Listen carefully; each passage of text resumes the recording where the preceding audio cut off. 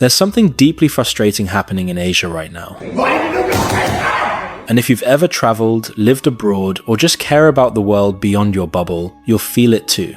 Places like Bali, Bangkok, and Hanoi, once peaceful, spiritual, and full of meaning, are being disrespected. Not by war, not by disaster, but by tourists.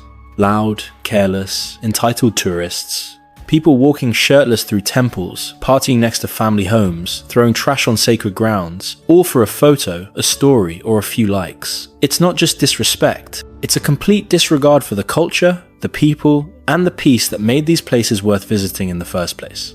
And if you've been paying attention, you already know where most of this behavior is coming from. I'm greyBTC. I've traveled around the world for over 10 years and visited more than 50 countries. Like and subscribe to the video, it really helps with the algorithm. And here's my take on how American tourists are destroying Asia. Watch until the end, because I'm going to reveal the shocking, destructive behavior that's creeping in, not just from Americans, but from a growing wave of Western tourists who have forgotten how to travel with respect. Why Asia?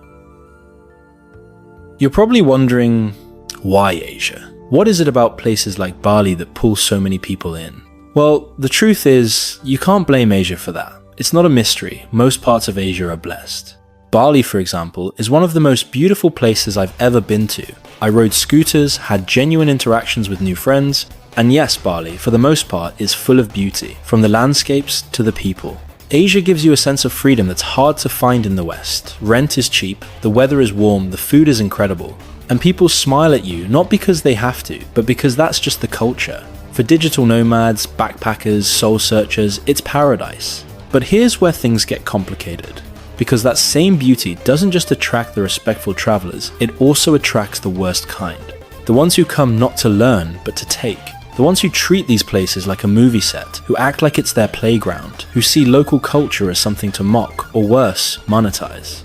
And when enough of those people show up, paradise starts to break. The dark side of that attraction. But let's talk about what's really frustrating, the behavior, the complete lack of self-awareness. Because not everyone who comes to Asia is here to learn, connect, or even respect where they are. Some come with cameras, arrogance, and an audience waiting to cheer them on for acting out. Look at Vitaly Zadorovetsky, a YouTuber famous for humiliating strangers in public. Earlier this year, he landed in the Philippines and decided to livestream himself, harassing locals, trespassing into places he didn't belong, and pulling stunts that weren't just obnoxious, they were illegal. For years, he got away with it, but this time, the police stepped in. And now, he's facing up to 25 years in jail. That might sound extreme, but honestly, it's a long time coming, not just for him, but for the entire mindset that says, I'm on vacation so I can do whatever I want. Because that's the real problem here. American tourists, and many Westerners in general, are showing up to Asia with zero understanding of local culture and even less interest in learning. You see it all over Bali, Thailand, Vietnam, and the Philippines. People yelling at street vendors over a $1 price difference, throwing tantrums in airports, demanding refunds from hotels because there were geckos on the wall, walking into temples half naked like it's a nightclub, vlogging in funeral processions, filming locals without permission, mocking accents, laughing at traditions they don't understand. It's not just cringe, it's disrespect at scale. Even worse, they act like they're the main characters in every country they land in. Every interaction is content, every place is just a backdrop, and when they don't get their way, they weaponize their privilege. They leave bad reviews, they scream in public, they threaten staff, or they post a story time online to trash a business that didn't treat them like royalty. These aren't travelers, they're walking red flags with passports. And here's the part most people don't talk about. This kind of behavior spreads. Other tourists see it and think it's normal. Locals see it and start losing trust. And slowly, the vibe changes. The smiles fade, the hospitality wears thin, and the places we claim to love start feeling just like the places we all ran away from. The locals are fed up, and honestly, who could blame them? For years, they've watched tourists act like kings in someone else's home, breaking rules, mocking culture, treating paradise like a playground. But things are changing. Slowly, silently, but surely. The arrest of Vitaly wasn't just about one man crossing the line. It was a message, a final warning, a sign that places like the Philippines and Bali are done tolerating disrespect.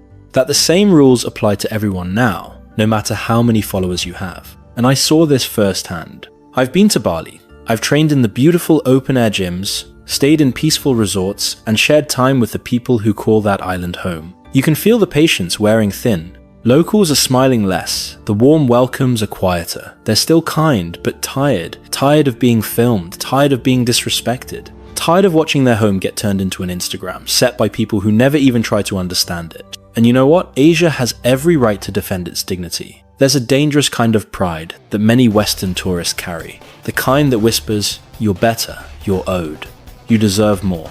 It's the same attitude that once justified colonization, that makes people believe they can take without giving, judge without understanding, dominate without consequence. But real wisdom, the kind Aristotle once spoke of, starts with humility. A man who thinks himself superior because of where he was born or the passport he holds is not wise. He is ignorant in disguise. Because respect isn't something you pack with your luggage, it's something you show with your actions. If you've made it this far, thank you. I'd love to hear your thoughts. Do Western tourists disrespect your home too? What have you seen? Drop a like if this message resonated with you, and if you're curious about the future of these beautiful places, check out this video right here. What happens when paradise becomes too popular?